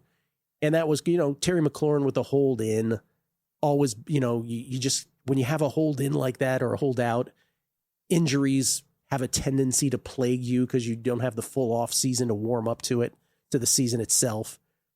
Jaden, McLaurin, and Debo have only played 2 games together with all the McLaurin injuries, all the Jaden injuries. Remember, Jaden wrenched the knee against Green Bay earlier. It just feels like a lost season. And none of those guys play defense. And as I said earlier, I had the exchange with Aaron Schatz about the Washington defense a couple weeks ago on the Megapod, where he says, no, they're an average defense. I said, no, they're terrible. Last year, they were an underrated defense that was actually average. But they lost St. Juste to free agency. They lost Jeremy Chin to free agency. Frankie Luvo is not being used in the same way that he was used last year in that defense. I mean, we could do a deep dive on Washington. Maybe that's as deep dive as you want to get. I'm just saying there's a lot of problems with this team. And then when you add the injuries to it, it really is a lost season. And Gill, I don't know if you saw this morning also Marshawn Lattimore's feared to he's going to go under a test for a torn ACL. Yeah, and I don't wish that on anyone, but Marshawn Lattimore has been an abject disaster since he has arrived in Washington. So I don't want him to blow out his knee, but you had three injuries, even with Luke McCaffrey breaking his collarbone. Luke McCaffrey broke his collarbone last night. 3 injuries, in 3 starters. They had who was a receiver besides Debo yesterday. They had, with a McCaffrey injury, they had Jalen Lane and Chris Moore and Rando. So anyway, it's a lost season. Sometimes this happens, but this was not because of last night. This has been going on for about a month. I said it a month ago with them. Seattle's the real story, though. Seattle's 6-2, and again in a league, both conferences where nobody has lost fewer than 2 games. They're 6-2. They're hosting Arizona here. I would say, again, Arizona sight unseen. We got Brissett tonight for the Cardinals, by the way. I'll say Seattle -7.5. We're Seattle -7 at DraftKings and -7 across the board here at Circa, also at FanDuel. So we're sitting all Seattle -7. Don't get the hook, huh? Don't get the hook. I am not racing to bet the Cardinals. Let's put it that way. Yeah, it's tough, man. Football, it's a brutal game, and sometimes, man, there's a lot of people in the offseason that already thought Washington got the best of all the high leverage situations. They were going to take a step back. My comment in the offseason was always, I don't think they're going to win the division, but I think they're the proverbial team you don't want to play in the playoffs. But when you have a spate of injuries like this, you can't really get too upset about it. It is what it is, as the kids say. More afternoon games and primetime games to get to. Looking for value week 10 in the National Football League. Guessing lines right here on A Numbers Game. A Numbers Game on VSiN, the Sports Betting Network. Back on A Numbers Game. That's A Numbers Game. Live from Circa Resort Casino, downtown Las Vegas. Gil Alexander, Danny Higgins in for Kelly Bidlin, everybody. Danny, what's your football background that you want to share with folks? I originally from the East Coast, New Jersey. Mm-hmm. Played there in high school, and then I played up at a school up in Boston, or just outside of Boston, Bridgewater State University. And then I went overseas for a year and played over in Denmark. Really? Yes. So you played in Denmark? Denmark, They have a football league in Denmark? Yeah. They're on all the international games. They have obviously soccer, football is their big sport over there. Football. Yeah. But yeah, no, they have a big following of NFL over there. They're big with it. They So you played in an American football league in Denmark. Yes. You got paid to do this. Yes. What position did you play? Quarterback. How many teams are in the league? In the league I was in, there was 8 teams, and then we also played an international schedule. So I got to play in Sweden and Finland. Get out of here. Yes, so that was. Would you like to share your salary with us? Was it a per game thing? What was it? It was like a monthly thing. A monthly thing. Yeah, I mean it was still worth your while. Worth my while because they also paid for everything, including Did you have designs to get back to the U.S. and get picked up by some team? No, I just wanted. I had a couple friends that did it in college, and then I was working up at a news station up in Boston, and at 22, every day I was just like, I really got the itch to keep playing. So, so started training again. Got picked up. Went over there for a year, and it was an unbelievable experience. I literally was over there to play and coach. I coached one of their youth teams, and then I got to play on their, on the one team. Did you like living there? Oh, it was great. Yeah, I thought it was awesome. Yeah, no, got to, like I said, got to travel. Got to go to Berlin, Sweden, Finland. Got to go to a couple different countries. It was a great experience, life experience. Meet Danny Higgins, everybody.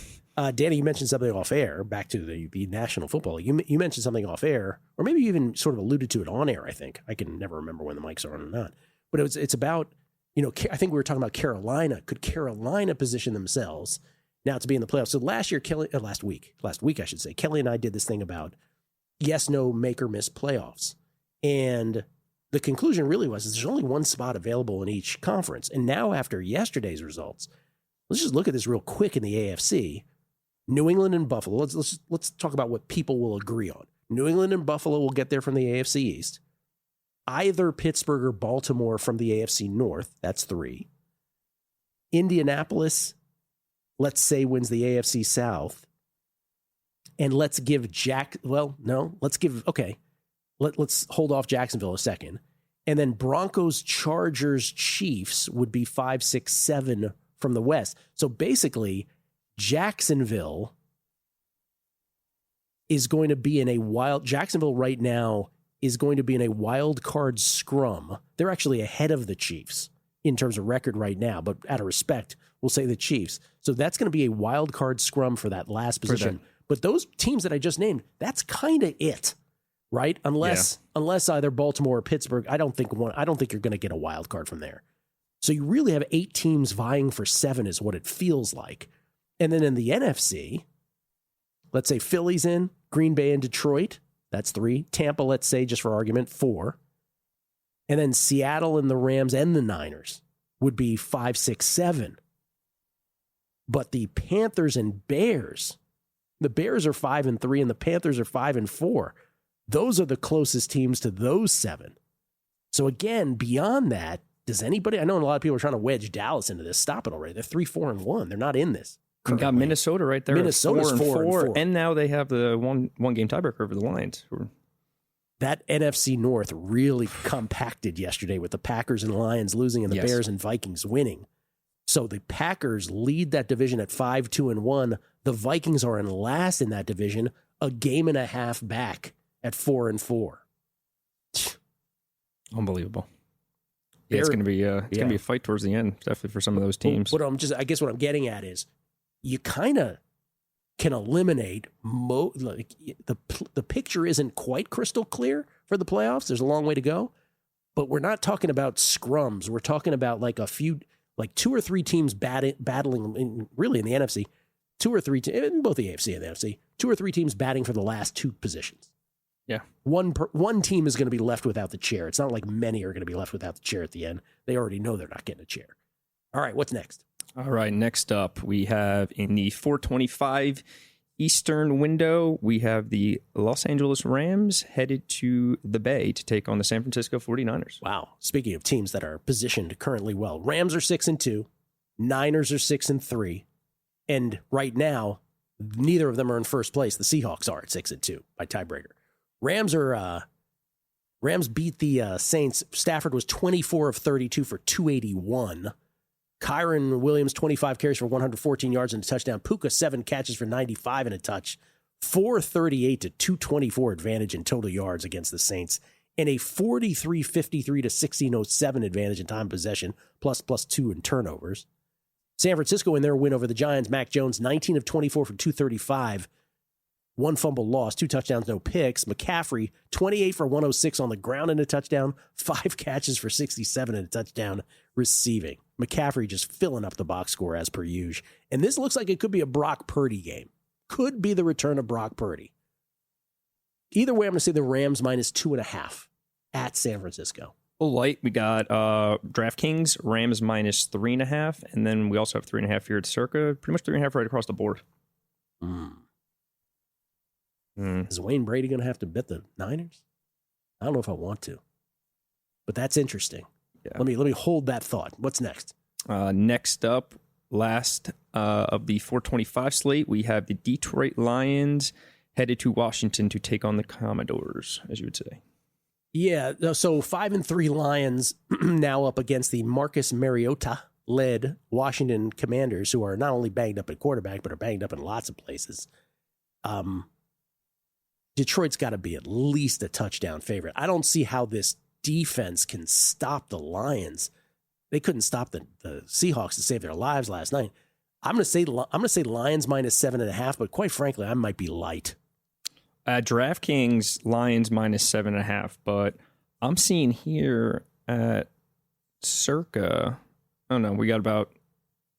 We're about 7.5 across the board. By the way, I send these to you the night before. I send them to like right after the Sunday night game ends. Yes. Was it already Lions this big of a favorite everywhere when I sent it to you?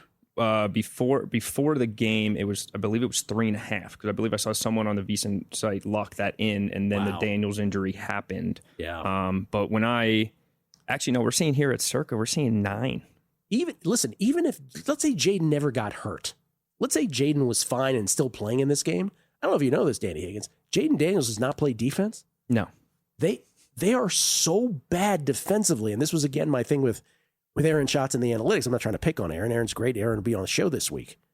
But that's where the analytics, like if you're watching every play of every game, like I was, Dean Oliver, the NBA analytics guy, said famously, your eyes can see one game better than analytics, but analytics can see every game played in the league better than you can, which is a great way of saying, your eyes, if you're fixed on something, are probably still better than analytics. This is a great example of that. Again, last year, when people said their defense sucked, I was like, no, they're actually kind of average. Yeah. And that's the sort of key to all of this. This year, it's the opposite. They stink. So Detroit, I don't know how Detroit scores less than 40 in this game. I really don't. Yeah, especially now even more banged up and just with Mariota. And we got Dan Campbell coming off a loss. A loss. It's the old, what do people like to say from betting standpoint? The old revenge spot because Washington ruined Detroit's season last year in Detroit during the playoffs, famously. Goff, by the way, yesterday in defeat, 25 of 37 for 284. The Lions did outgain the Vikings 305 to 258. But again, 5 sacks went a long way towards deciding the Lions' fate. By the way, Dan Campbell saying it's all on him. It's all on me. It's all my fault. Well, if you're looking at team total, you can get the Lions at 29.5 for team total. I'd like to go over on that. 29.5. Well, here's the thing. If the spread gets too high, you're saying that you see a 9 now? I'm seeing a 9 here at Circa. We have a 9 here at Circa, a 9 at Westgate, and 8.5 at Caesars and BetMGM. It's only 7.5, but it's juiced on FanDuel or on DraftKings to juiced at minus 7.5. But you're still getting the 7.5 on DraftKings. The only cautionary note, though, is that the flip side is Marcus Mariota is probably better than most people think he is too. Yes. Right? Very competent backup quarterback. So the line can't get too big. But I think you're right. The way to play it is Lions team total. Who's stopping this team next week? Not these Washington. And you got to see if Terry McLaurin comes back. You got to see if McLaurin's coming back. The Debo, by the way, trending on Twitter. Everybody posting Fat Debo. By the way, that was the other thing about the game. There was not a single Washington receiver that was open all night last night. Like Jaden was like, I got to run this one again. Yep.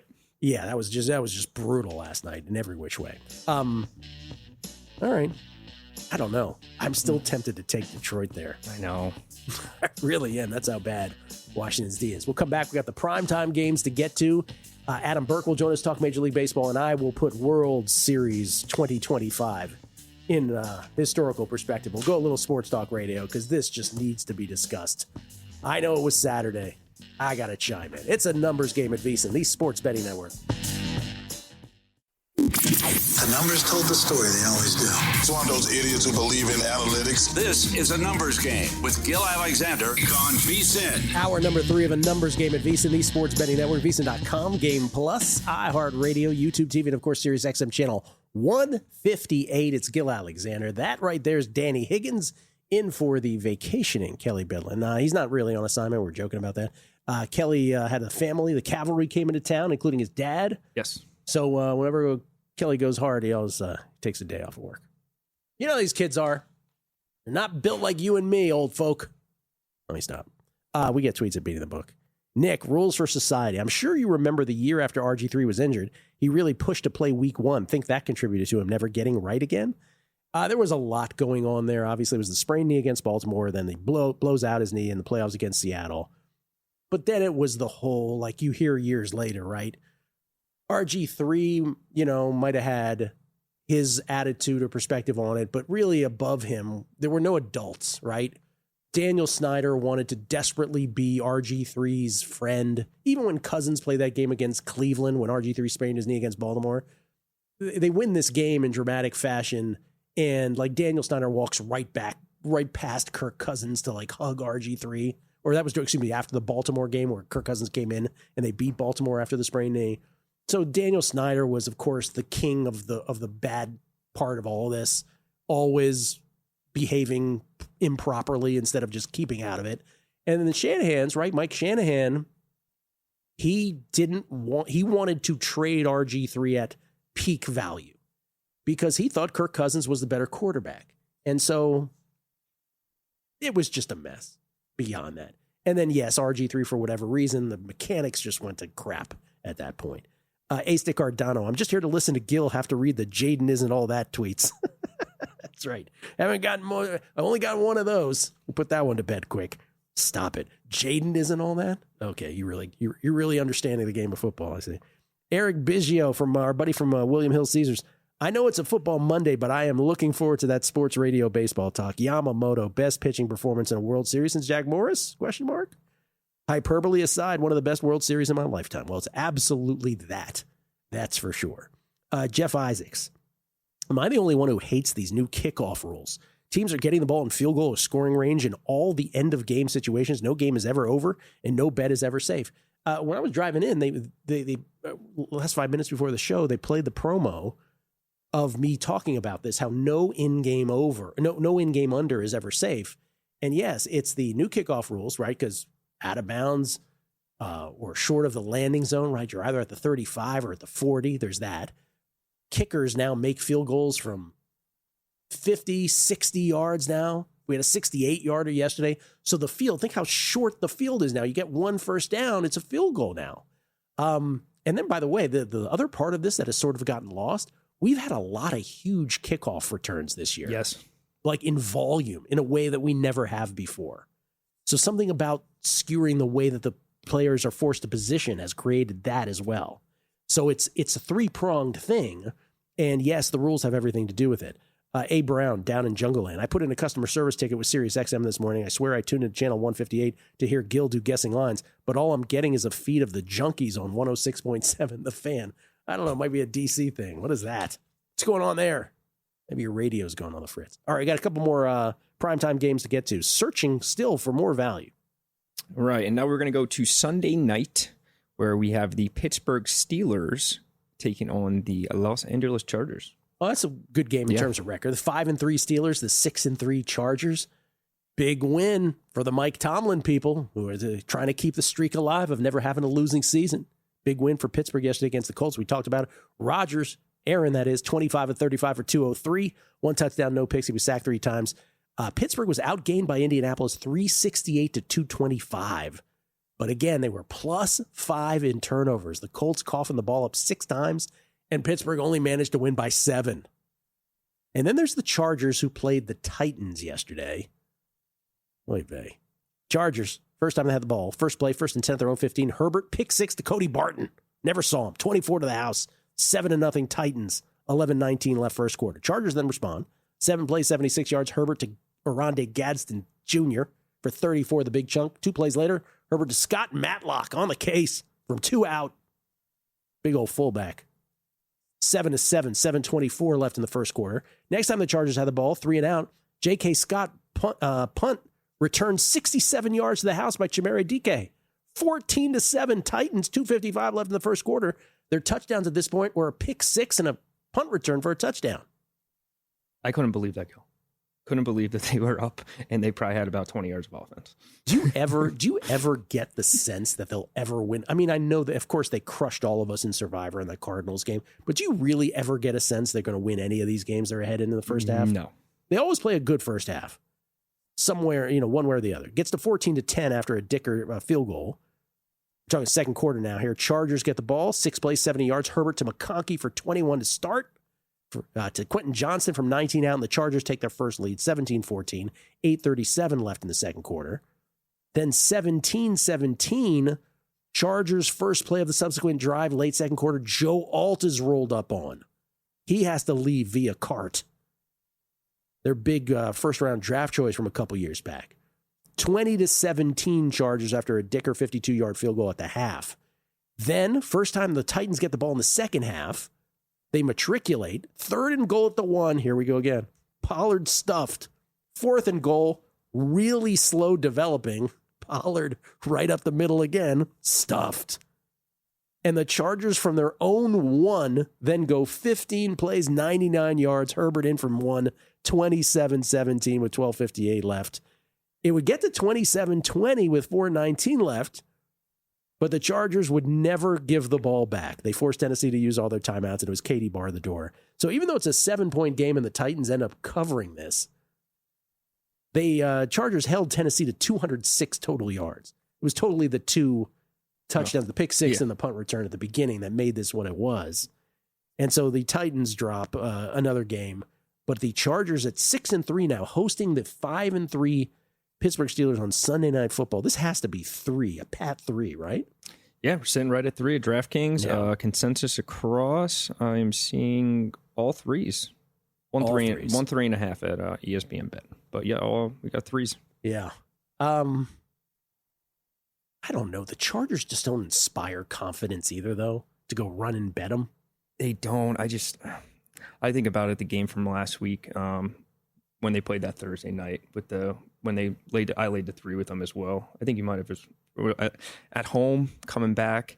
Pittsburgh had a great game, but I don't know. Pittsburgh did have an outstanding game on defense. Are they going to be able to put that back to back? If they do, I mean, that's going to be great for them, especially with their defense playing like that. But I want to see it more than once. We have an injury update for the Green Bay Packers? Yes, we do.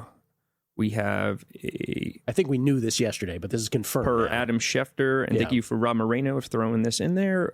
We have confirmed, tests have confirmed that Packers tight end Tucker Kraft did, in fact, tear his ACL as feared. There you go. We didn't really linger on the Packers. We lingered on the fact that so many survivor entries got knocked out with them. But when we're going through all the playoff teams, too, because Wyatt Tomczyk is a Packers fan. We were just talking about this off air.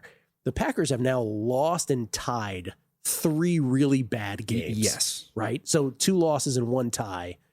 And if you're really that good, should you have those outcomes? And then on the other hand, if you sat here and told me today, guess what? Guess who made the Super Bowl from the NFC? Guess who caught fire and got through the NFC playoffs? I mean, they can still win the division, right? Easily. I mean, Gil, look at those losses. We got to the Browns and to the Panthers. They're still in first place. They're still in first place. In the NFC North by a half game over the Lions.